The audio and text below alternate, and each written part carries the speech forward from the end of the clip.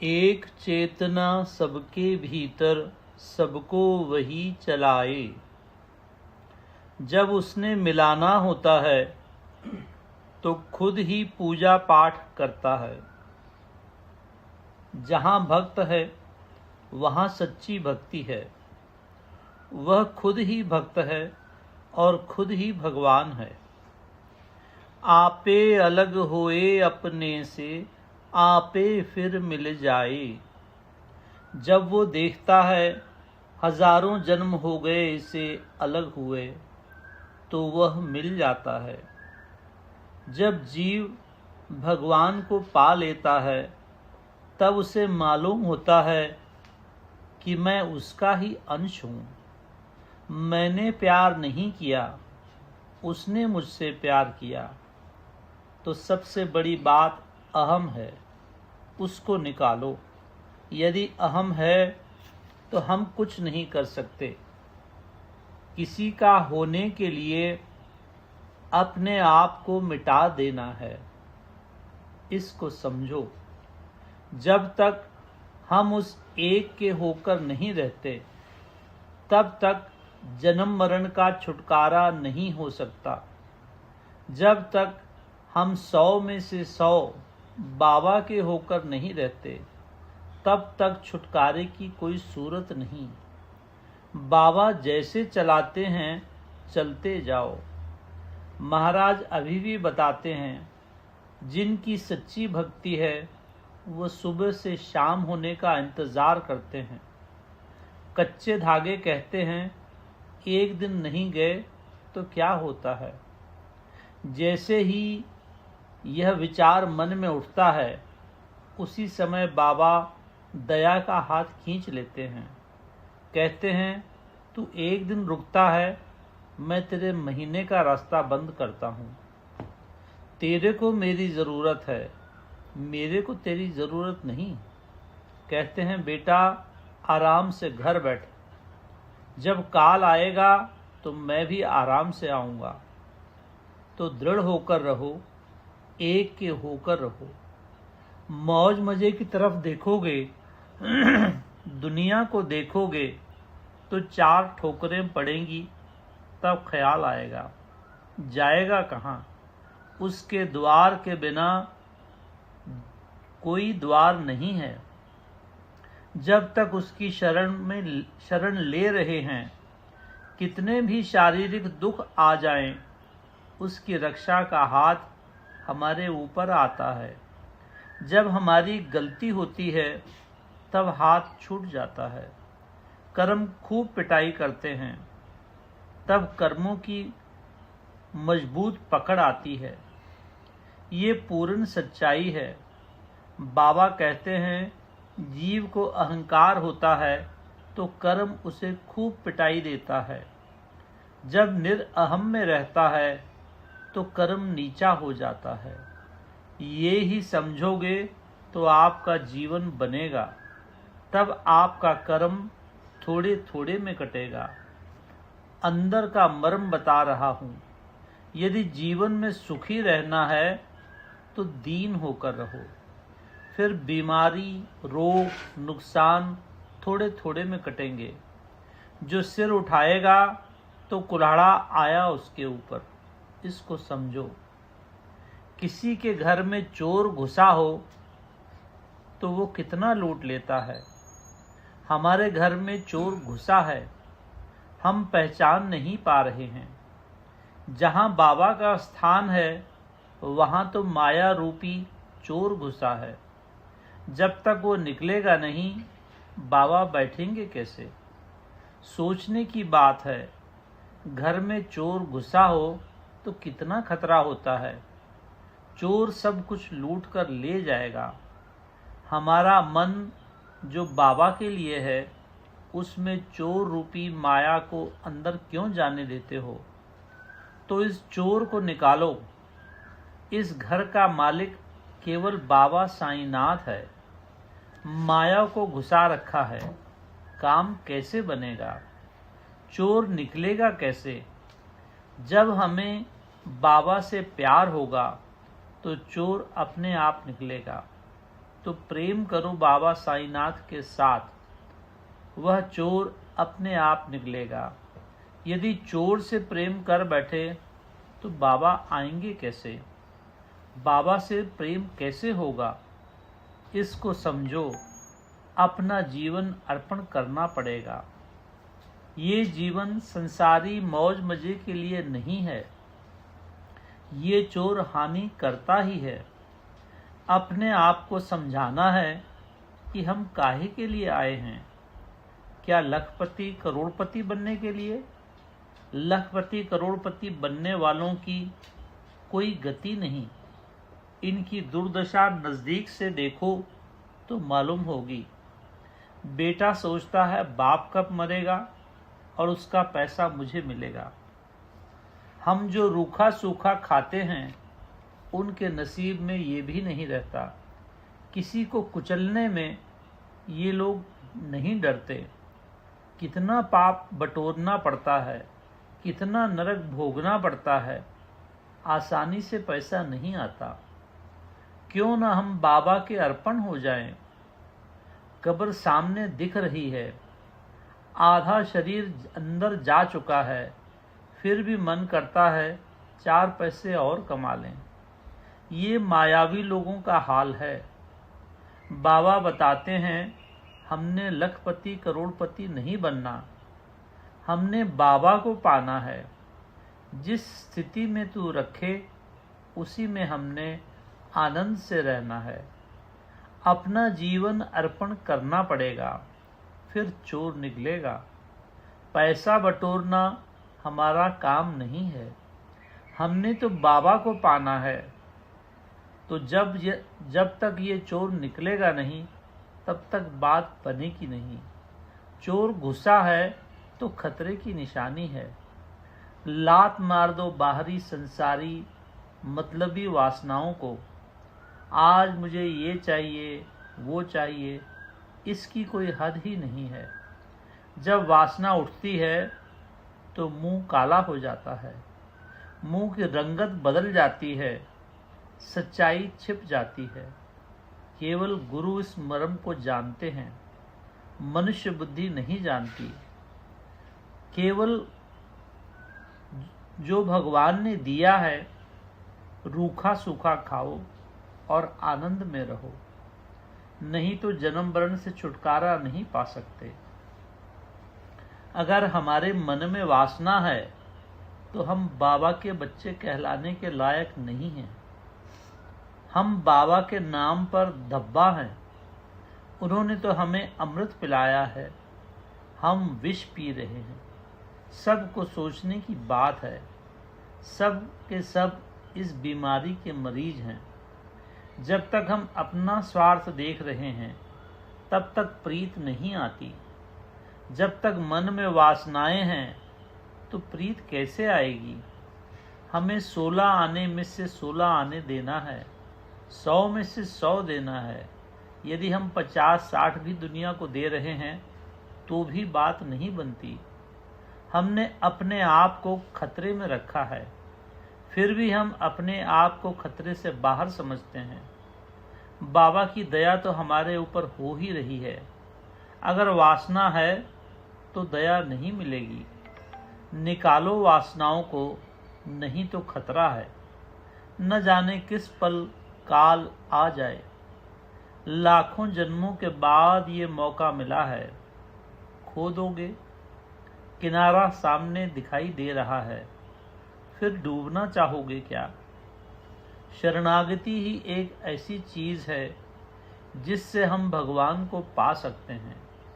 जितनी जितनी शरणागति पूरी होती जाती है उतना उतना हम बाबा के नज़दीक हो जाते हैं। शरणागति है क्या? जितने में वो रखे उतने में रहना।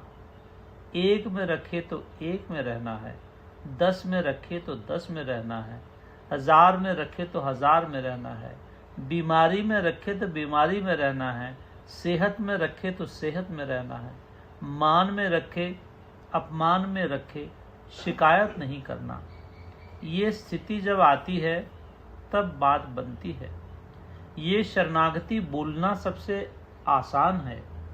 शरणागति हो तो दुख क्या और तकलीफ क्या। अगर वो हमें दुख में रख रहा है और हम तकलीफ मना रहे हैं तो हम शरणागत नहीं हुए। वो जानता है किस स्थिति में हमें रखना है, इसको समझो। किसी ने कितने भी भयानक पाप क्यों न किए हों, यदि वो सच्चे मन से सब पापों को छोड़कर मेरी शरण में आ जाता है तो मैं उसके सारे पाप क्षमा कर देता हूँ। ये वचन कृष्ण जी ने अर्जुन से कहे थे। फिर डरना क्यों? यदि थोड़े थोड़े में हमारे कर्म बाबा पूरा करा देते हैं तो और क्या चाहिए। यदि कोई सच्चे मन से आकर पूरे अंतःकरण से कहता है, हे राम मैं तेरा हूँ, मैं उसके कोटि जन्मों के पाप स्वाहा कर देता हूँ। ये हैं श्री राम के वचन। हमें सच्चे मन से अर्पित होने की जरूरत है। चलते जाओ जैसे मैं चलाते जाऊं, करते जाओ जैसे मैं कराते जाऊं। राम नाम अति गुणकारी है। राम भज बांवरे, राम भजने के लिए ही ये चोला मिला है। राम नाम भजते जाओ और निश्चिंत होकर रहो। भजन सिमरन सेवा करते जाओ, दया होएगी ही होएगी। किसी भी स्थिति से डरो नहीं। जब हम साथ हैं तो डर भी काहे का। हर कोई अपनी अपनी करनी को भोगेगा। मेरा नाम भाव से लेने वाले की हानि हो ही नहीं सकती। दृढ़ करो। मेरा नाम जब तुम लेते हो तो तुम मेरी दया को पुकारते हो। भक्ति भाव से माँ माँ कहकर बच्चा बनकर पुकारते जाओ, दया होगी ही होगी। बाधा डालती हैं अहंकार और वासनाएं। हमें भजन करते करते माया से उठना है। दरअसल भजन किया ही जाता है मोह माया से उठने के लिए। मोह माया व्यापे न जिसको, सो जानो भगवान। माया अहंकार का दूसरा नाम है। माया छूट गई तो अहंकार छूट गया। भगवान हमारे साथ हैं, लेकिन ये जालिम अहंकार ही हमें अलग किए बैठा है। साईं जगत में आए सबको इकट्ठा करने के लिए। जहाँ कोई भेदभाव उठाता है वो साईं के उलट रास्ते पर चलता है। राम का प्रचार भक्ति भाव से करना है। संसारी वासना रखना ये ठीक नहीं है। हिंदू मुस्लिम सिख का खून अलग अलग नहीं है। एक ही जोत सब में समाई है। सबसे प्यार करना हमारा काम है। जागृति की सबसे बड़ी निशानी ये है कि किसी के लिए घृणा न हो।